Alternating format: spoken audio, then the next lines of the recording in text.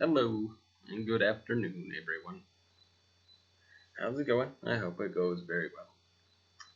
So today we have a class. It's a history class. Because I forgot that we had started this, and I kind of fell by the wayside. But it's because I misplaced the magazine.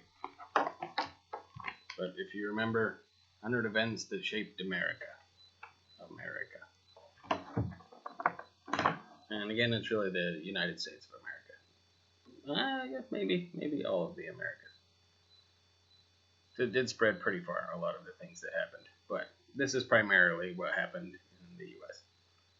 But I digress. Today we're going to go over something a little more kind of fun, interesting. But it did shape America at the time. I know we're all big movie fans. We like to go to movies. I don't know anybody in our group that doesn't really like movies. Some people don't. I've met a few people. But movies did really help shape part of America. And so, specifically, what they say is this is like the 89th thing that helped shape America. And it was the filming of the movie Gone with the Wind. Because it really changed the landscape of what movies look like. They weren't grand epics the way we see now. You know, where you see, well, I mean, now it's all CGI and stuff, so, you know, but still a lot of acting, a lot of money goes into it. But yeah, so let's go over a little bit of the history of Gone with the Wind and kind of how it came to be and how it came to shape how other movies would come out and have people star in them. And I mean, like I said, it really changed everything. So it's called Hollywood the Golden, the hopes and dreams of millions of, it says, mooning fans were shaped by gaudy box office epics and the love of Rhett for Scarlett. That's Rhett Butler for Scarlett O'Hara. So it does say Americans were addicted to movies from the first. Silent films submerged them by the millions in flickering pagan films, western chases, diodes of high society, and perils of Pauline, which I don't know what that is, while a frenzied piano player hammered the ivories down front. So what movies were for a long time is, you know, like me talking to you right now, you wouldn't be able to hear my voice. But if I were to say something, then it would pop up on the screen what I had said, and that'd be somebody like in the room with you. So like I'm here, you're in your house, but there would be somebody in the room with you, you know, playing the piano to kind of chase things going and keep it exciting and everything like that. And those were called silent films, and there were some really big stars of the time, mostly for comedies, but say Charlie Chaplin, he was big. Other people like Buster Keaton. There's another lady who starred with him. I can't remember her name. Oh, darn it. Wish I could, but it was all done really through facial expression, you know, and kind of grand responses as opposed to or grand acting that way to kind of get the crowd to read what was going on. Like sad had to be really sad and happy had to be really happy. You didn't have the nuances that you could have with what later turned into, and we'll get to it in just a bit.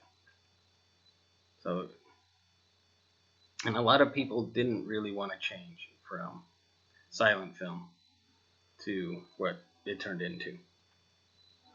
But the industry after silent films entered into its era of real super colossality while embracing sound and technicolor. In the 1930s.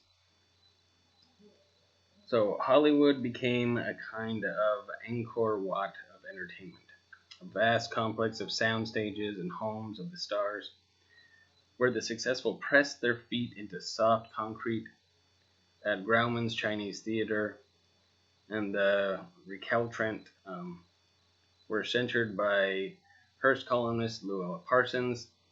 Not that any of this means that much to you, but these were big names at the time.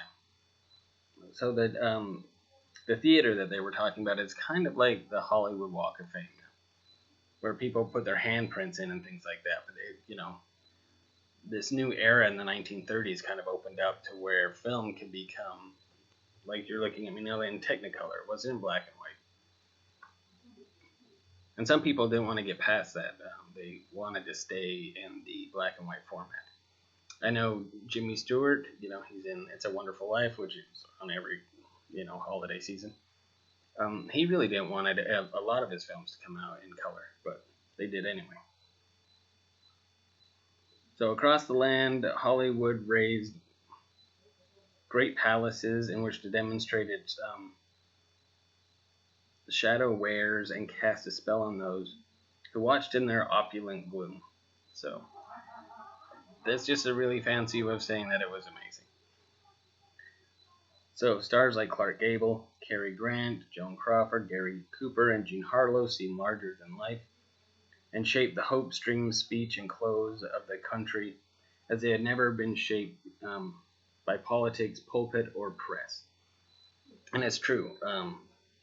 And that still exists in the movie industry today.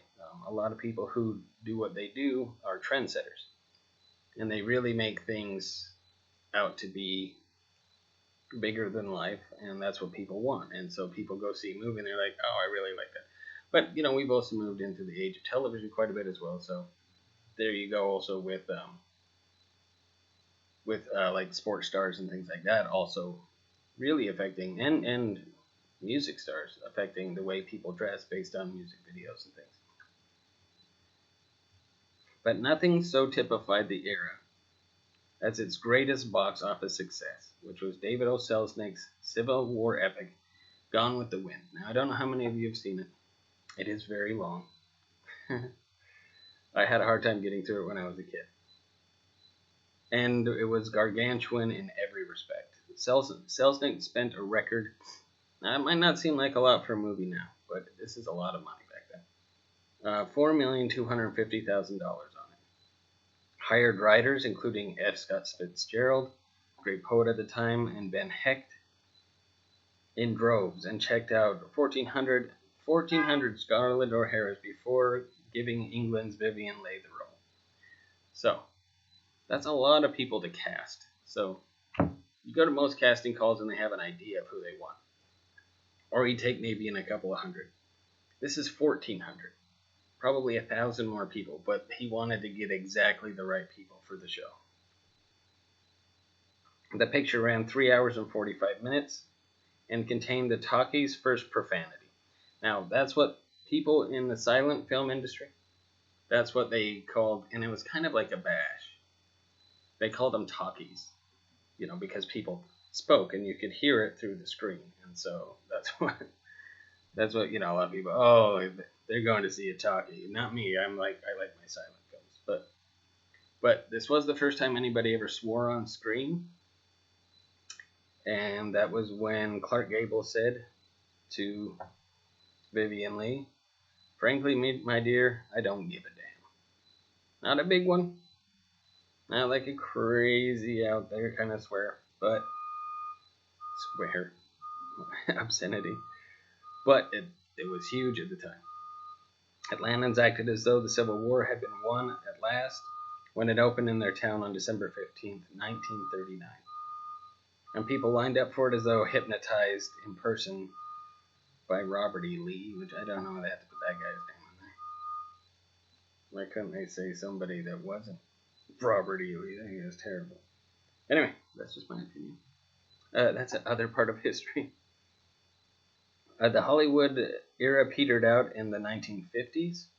Some studios were dismantled, but the TV sets which finally killed it still churn away movies from the 1930s and 40s, and Gone with the Wind having grossed $120 million. So they spent $4 million on it, and it made $120 million. So that's a really good profit.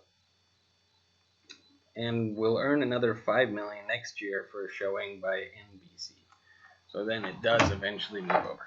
But that's kind of how film went from where it was to where it is now. I mean, that was what the epic was then. Now we have epic films that, like The Matrix is coming out with another one, but that was huge when it first came out itself, but now a new one's coming out for Christmas. Or for the holiday season, I apologize. But it's like December 22nd.